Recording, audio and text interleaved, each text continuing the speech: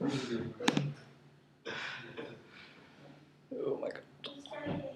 Tell you what, next time I want to playwright, you're doing a negotiation.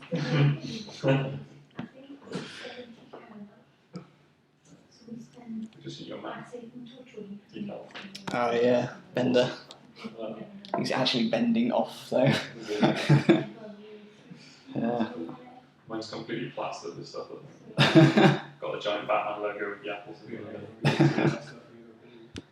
I might get going in a minute just because time's ticking on. Yeah. You probably should kick it off. Yeah. Okay. 3, 2, 1, go. Alright, okay. Sorry. That's alright, that's okay. Okay, thanks everyone for coming. This talk is about Atom. In case you don't know, the background behind Atom is it's an editor. It's also a molecule as well, but this is an editor.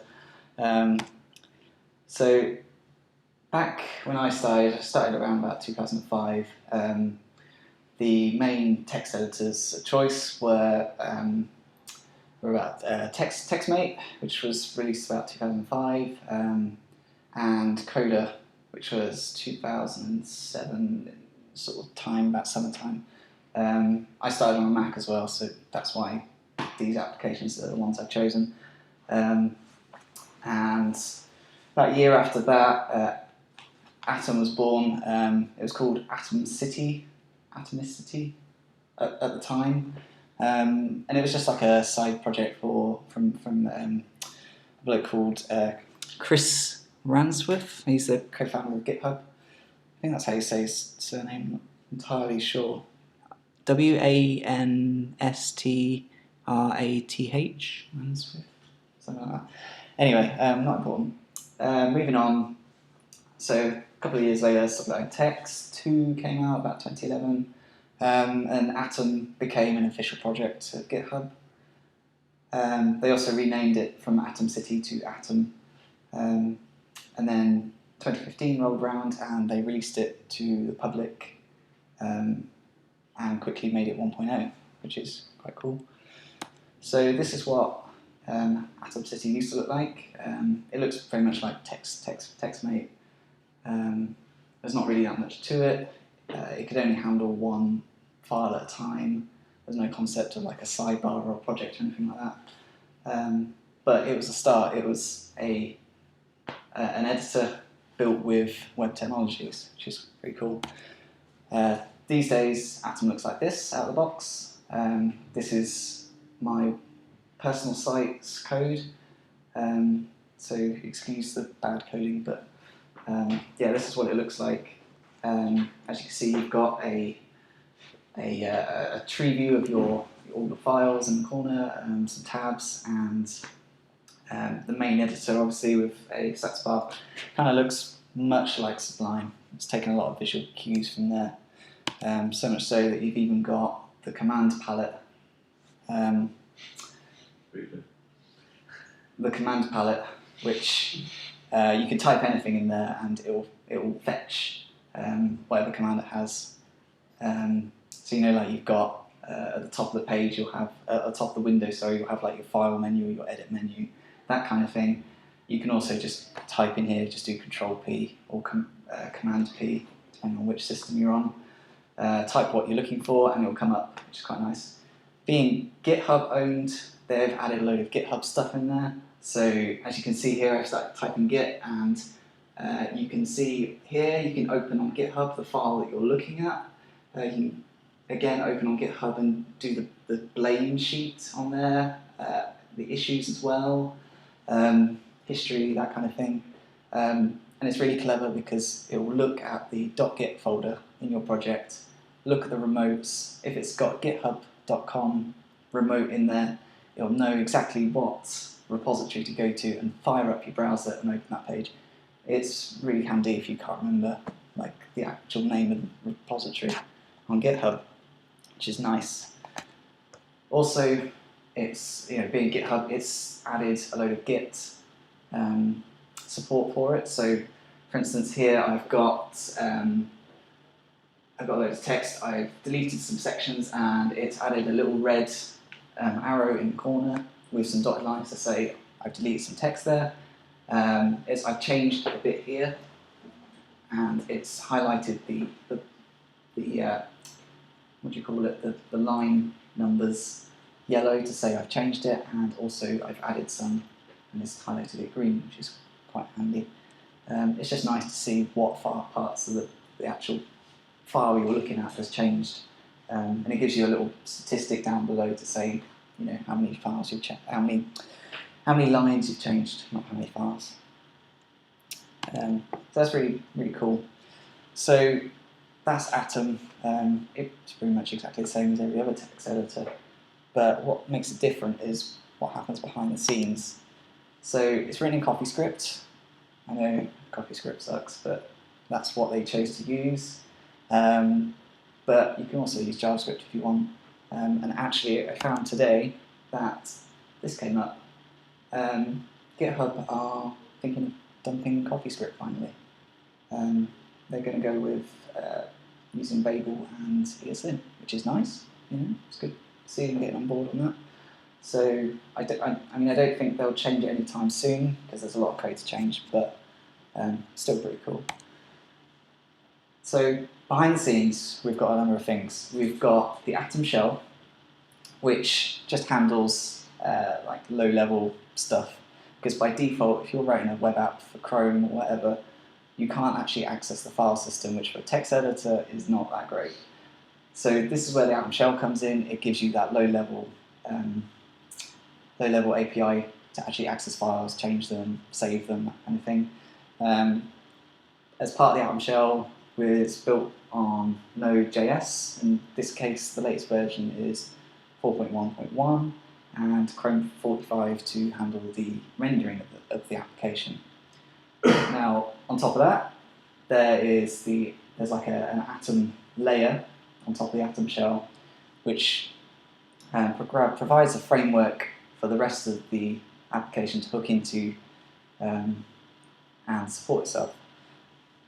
But the Atom layer itself doesn't actually have any UI or anything like that. If you just had these two sections, you wouldn't see anything. You'd just see a blank window. It's these blue sections at the top here which actually make Atom work. So it's split into components, plugins, and themes. Components and plugins are actually kind of the same thing. The only difference between the two of them is components is written by Atom and is a core thing, whereas plugins are from other people. And for those of you that went to my last tech talk, Atom uses web components.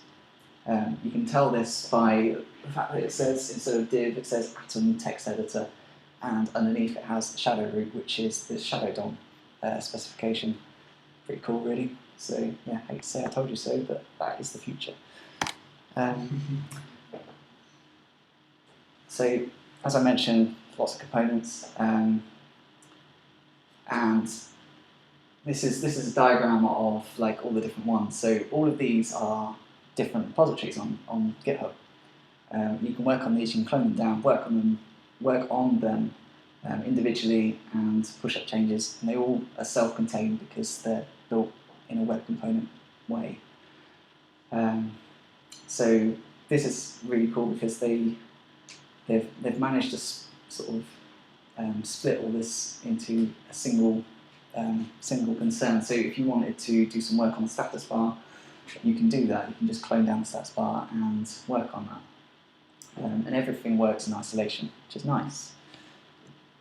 Also, for people that do lots of node work, definitely recommend checking out the blog because they go through in immense detail on how to do high-performance Node.js applications, and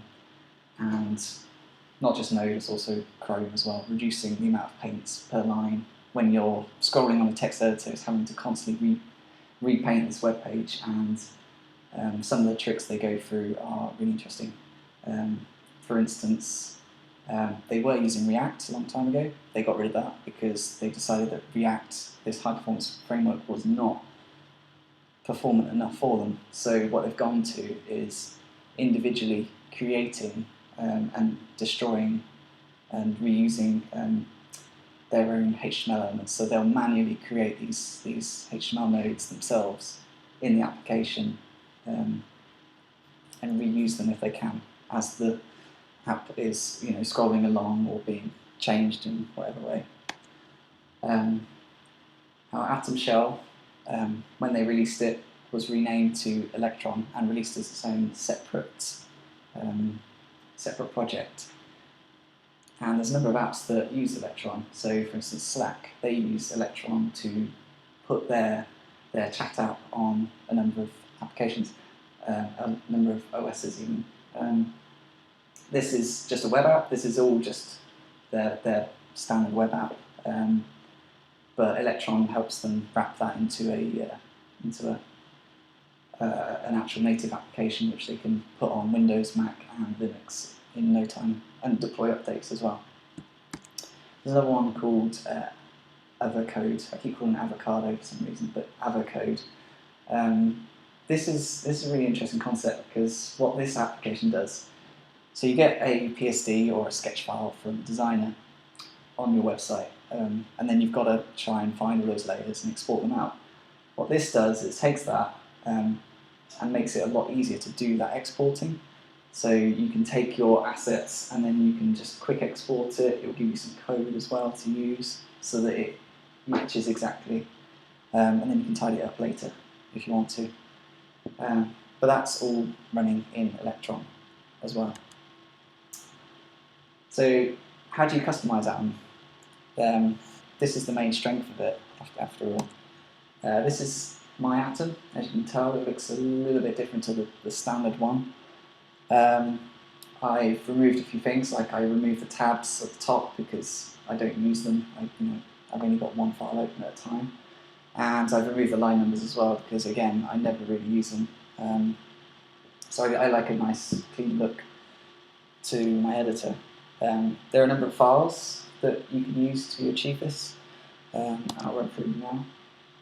So we've got the config.csson, which is like JSON, except you haven't got the curly braces on it. This stores everything to do with settings like font size, line height, what font family you go for. And it stores everything like that, but also all the settings of your plugins that you install as well.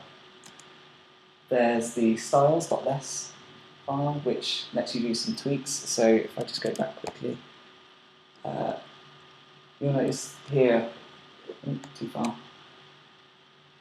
So you'll notice here that this command palette was at the top originally. I just pushed it down a couple of pixels in the style.less file, just literally just doing the top 150 pixels. And because it's using Chrome, I can use the web inspector for that, which is really cool. It's just nice being able to tweak it beyond the theme.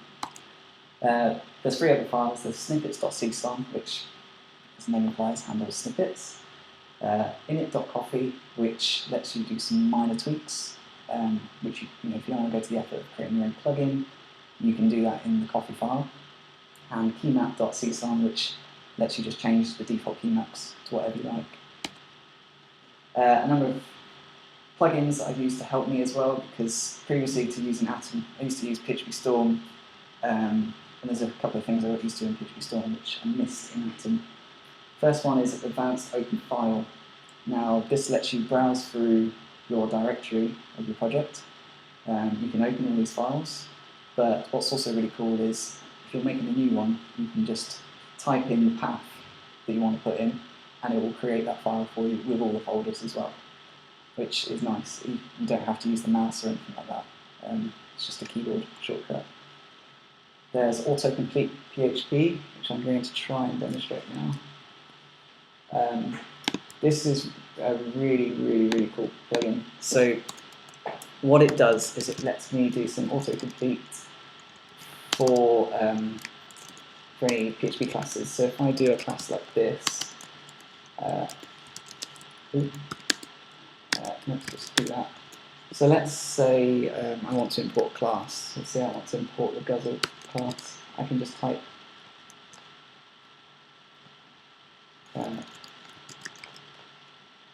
Guzzle URL, press enter, and it's added my use statement at the top, remove what I've typed in here and just type URL, and I can just begin using that. So I can go, I actually have no idea about this class, but let's see what it has.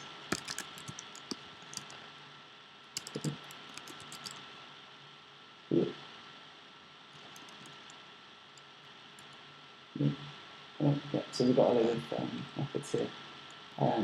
It does this by reading your composer.json file from the autoloader. It's pretty awesome what it does. But that kind of gets me close enough to what PHP store methods in what is essentially just a text editor, not an IDE, which is quite nice. So let's go back to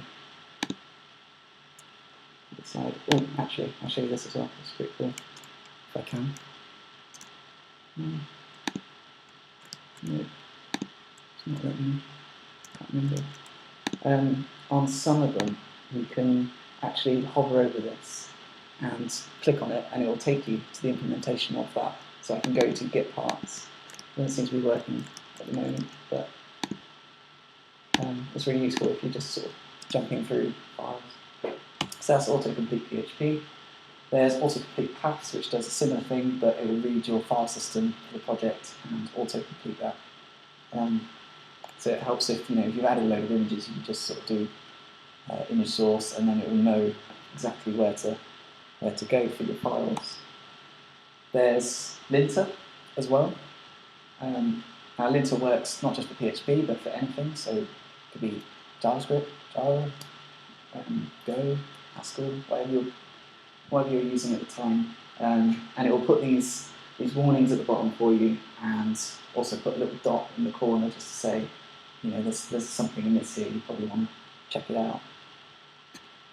And then finally, one I use is set syntax, because I got used to Sublime Text, his way of being able to change the syntax of files. So when I create a new file, it doesn't know what language it is yet.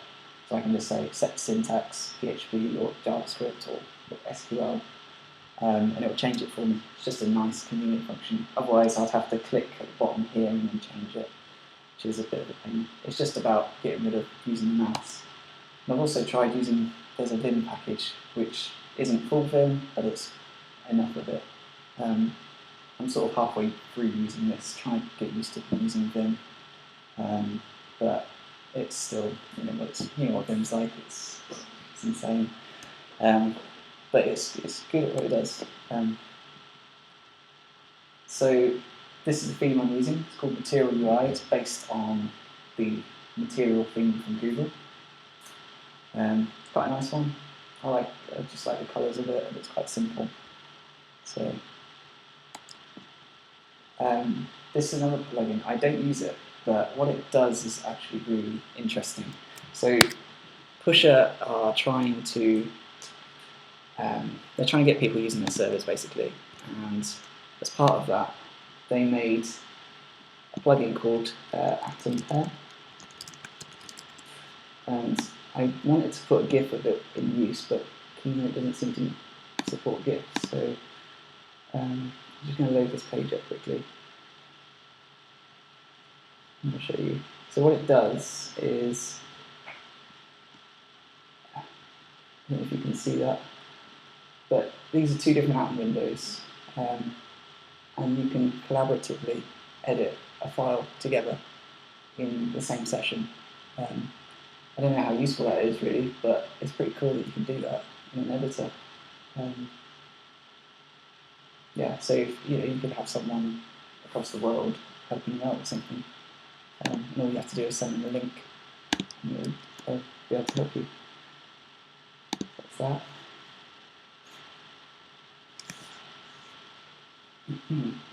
The other thing is the Atom Package Manager. It's a bit like the Sublime Package Manager, except it's native, obviously, and it lets you do things like this. So I use .files at home, which basically lets me sync my config between my home Mac and my work one. And I've also got a text file like this, which lists all the packages that I want to install. I could just pass that into the Atom package manager, and it will go ahead and install it. There's also an update command which lets me update all my packages in the command line. So every morning when I come in, I run this script which updates Homebrew, updates all my Atom packages, does a few other bits and bobs, tries to update npm but inevitably fails because npm. And yeah, by the time I've come back from making a copy, I've got everything is the latest. I've got the latest Ansible or any Homebrew packages that I've got installed. Any bug fixes on my Atom packages are updated. So that's quite nice. Come in every morning to do that. I have had a couple of times when it's broken because I'm on the latest one, but most of the time it's all good. Developing packages. Now, for Hacktoberfest, I developed with the help of this other guy a PHP CBF plugin for Atom. Now, for those of you that don't know, PHP CBF is PHP CS's brother. It fixes all the issues that are raised by PHP CS that it can do. So the basis of a plugin is you've got a JavaScript file or a CoffeeScript file, and you specify the configuration options. Now these appear on your preferences page. You then have an activate method, which gets called when the plugin is activated, and this just sets up a load of observers, and in this case I had a command to reformat using PHP CBF, and this calls a reformat method, which is all the way down here, and this does all the governance about running PHP CBF and then saving the result. Essentially, there's not really much to it. This is all just JavaScript. And once you've done your activate and deactivate hooks, that's that. You've got free reign to do whatever you like after that. That is all there is to making a plugin. There's not much. Obviously, if you add like a UI and stuff, there is a bit more to it, but because you've got to render the UI. But yeah, for general code-based plugins, that's it. So what's not so great about Atom? Well, at the end of the day, it's powered by web technology, and web technology is never going to be as good as raw C-based applications. So the best analogy I can think of is this, where you've got Usain Bolt, who is insanely fast, like the fastest person on the planet. And then this is Atom. He's kind of like, he's a bit out of shape, but he is on a Segway, and he can carry like a really nifty camera and do all this other stuff. But at the end of the day, he's not quite as fast as Usain Bolt in a straight line. So, it's the trade-offs between the two. Do you want to go for Sublime and be as lean and fast as possible, or do you want to have the customizability of Atom? It's a personal decision.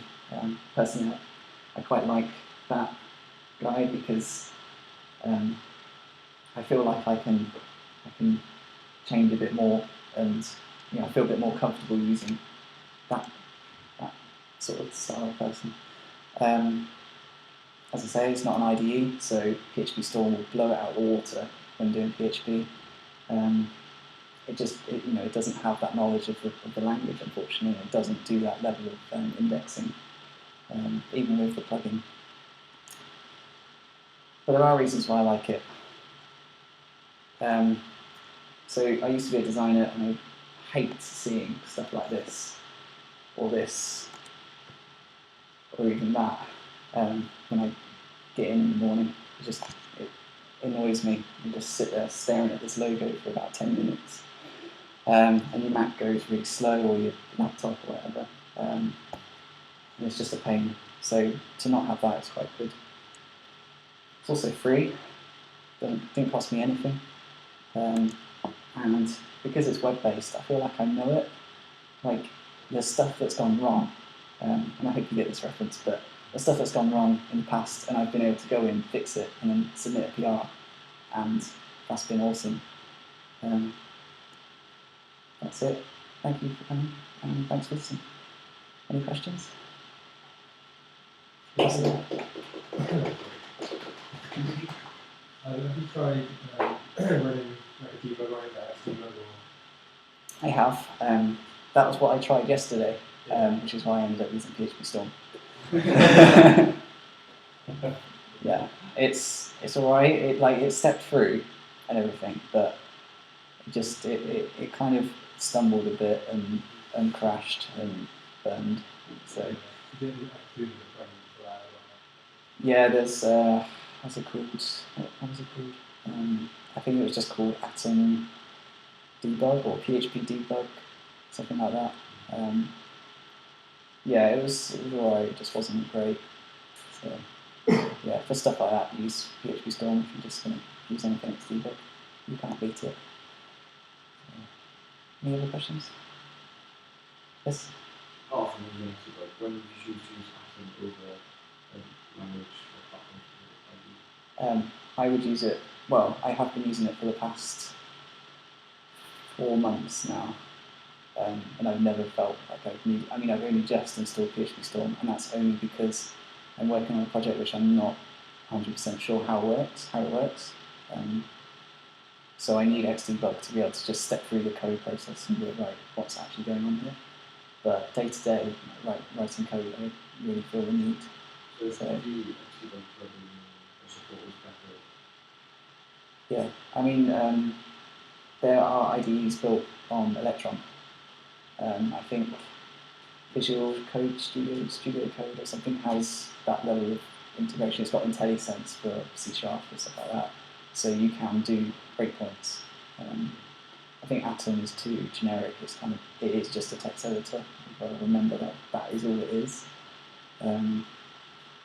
But there are others out there, so it's not a limitation of the code as such. It's just that's the direction they want it to go in. So, yeah. Any other questions? Back to work then.